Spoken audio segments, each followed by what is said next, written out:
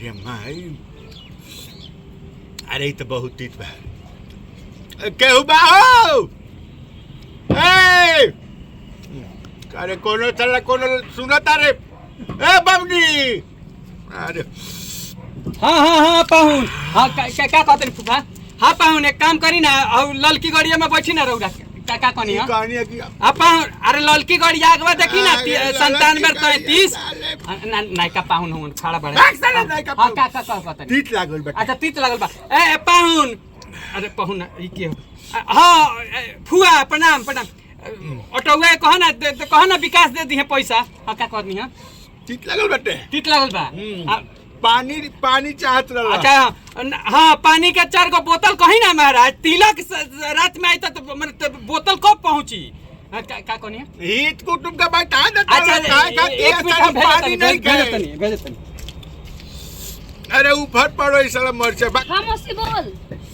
का बोल फूफा पानी का ललका साड़ी पहनिए ललका साड़ी पहनिए बोली फूफा बोली ई कहत है नेनु मरचा खा लेनी है ना तो भेज दो हम ब्लाउज पिको कर दे हम ठीक बा हम लेके आवता नहीं पानी गिलास चाहत रहा पानी अरे तिलक ना हो गई साले बवंडर हो गई यही लोग की है तिलक तो एक काम करी ना ली फूफा धरी अरे मरचा नु कनी हो मरचा मंग कनी हम अरे ना तारा का मरचा ना कनी हो तारा कनी नु कि टमाटर हां होई लेके ओकरा के सलाद बनवा दो हम फूफा का कनी ई कनी नु मरचा खा लेनी है काट लेनी है अच्छा तो तीत लागल बा अरे तीत लागल बा ए पनिया के जारवा लियाओ ना रे पानी के कम से कम 20 गो जार चाहिए नाश्ता में तो पानी चली कि ना चली तेरा मुंह तनी है भाई तो साले पानी चाहिए तब नाश्ता में पानी चाहिए अच्छा फूफा रोक एक मिनट एक मिनट रुको ना हां क्या कहनी है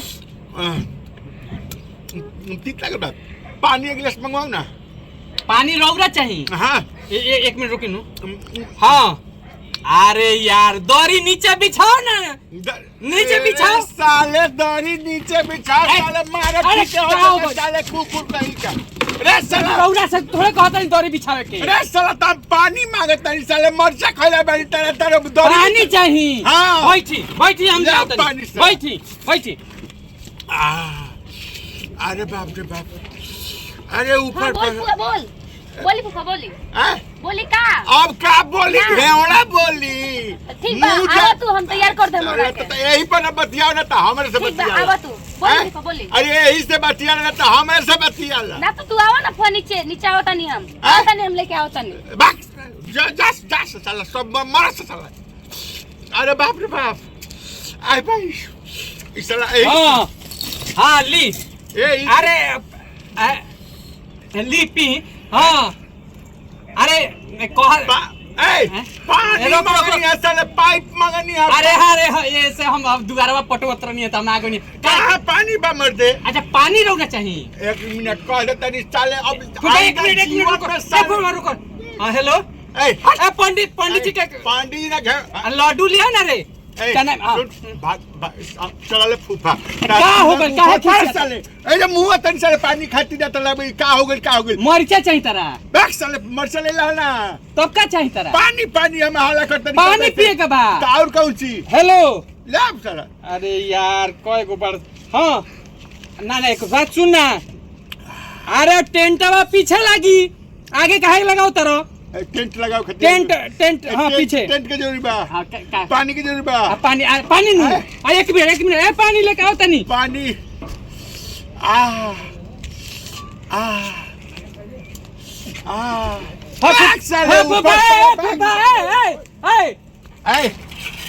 बुढ़िया अरे निकाल जल्दी चल साला तिलक हो खुद से खाओ को बिया हो के बिया में नहीं खाओ के साले आज बताओ तुम अरे निकाल अरे फूफा का पानी दे देल बन तू वाला काम ना कर ली ना पानी ली सुना ना बगल में अच्छा लो कभी हां दरिया बिछवा दो आ दरिया बिछवा के ना फूफा के पानी देवनी फूफा तनी मरचा खा लेला रहल है हां ना कोनो दिक्कत नहीं है जी ना दिक्कत नहीं है रखो सुन लो पानी दे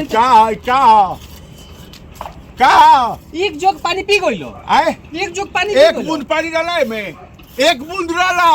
अरे साला कुल फरौडे बारे सर साला रे, एक बूंद में रहला। हमें एक जग पानी अब के देनी एक जग तू देला, पानी में कहाँ देला?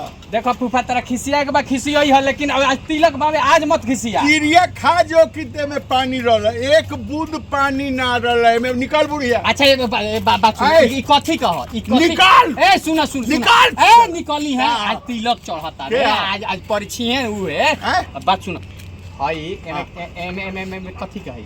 ई तारा पानी न चाहिए? पानी चाहिए, अब ना चाहिए हमें पानी।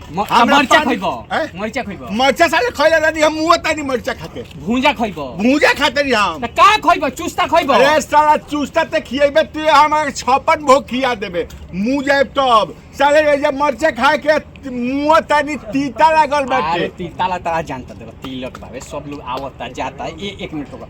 हाँ फूफा मुँह तरे, अरे ना ना मुँह तरे कर, अरे मुंह से निकल गए। इसे कह नीमन चीज बोलो जाला बिया। मैंने हमरा पानी चाहिए तो तेरा है फोन पे बतियाला बिना जरूरी। हाँ फूफा के वहाँ निकाल। पानी चढ़ी। निकाल ना ना पानी जो तो देखा जाए तबियत खराब है, पूछा तरह घर के डॉक्टर साहब कहते रहे तबियत खराब है, पानी चढ़ी। जा हम रखे।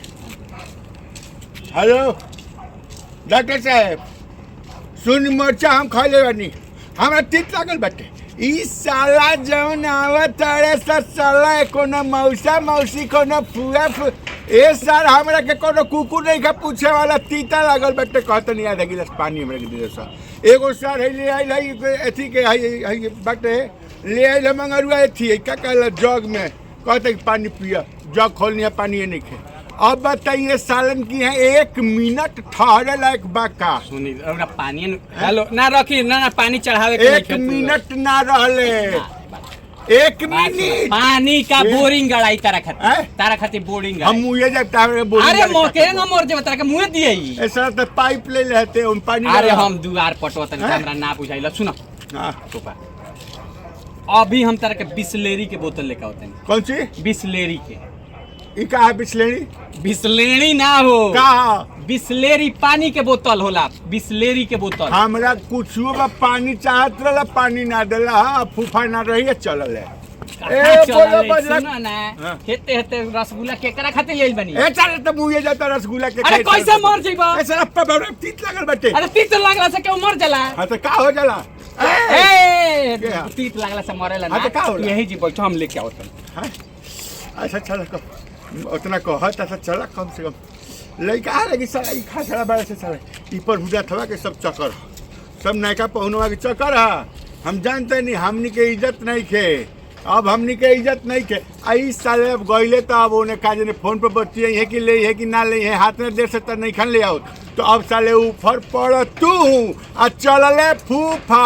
हेलो सर, बोलो बजरंग बली की जय। ए कुकुर साला, ए बुढ़िया निकल निकाल बुढ़िया। नमस्कार दोस्तों, मैं आपका दोस्त वीआईपी विजेंद्र सिंह। अरोड़ा देख रहा बने VIP Vijender Singh YouTube channel और फेसबुक पर वीडियो जी। तो ये वीडियो कैसे लगा पहले कमेंट करके बताई। हाँ आ कोना जिला से बोला तनी अपन जिला के नाम धरी, अगला वीडियो में नाम धराई के में से निकाल के लोग के धन्यवाद कहल जाई। धन्यवाद एगो कर दी। नया प्रथा शुरू हाँ करता शेयर कर दी, हाँ। लाइक कर दी, कमेंट्स तरुआ करबे करब, है ना। हमनी के वीडियो कैसे लगेला जरूर बताएं और खूब मनोरंजन करी। और ऐसा ही वीडियो हमनी के आ रहल बा कंटिन्यू जी। और हमनी के चाहता निसन कि जैसे रउरा लोगिन साल दर साल हमनी के देख के हंसत तनी होंगे और साल दर साल हमनी के देख के और एकदम मने बुझी कि ई वीडियो ना है, टॉनिक है। ई टॉनिक है। हाँ तो ये टॉनिक रउरा लोगन ली और दूसरों के शेयर करके दूसरों लगे पहुंचाई। जी ठीक बा, धन्यवाद, लव यू, हंसत रही मुस्कुरात रही, लव यू।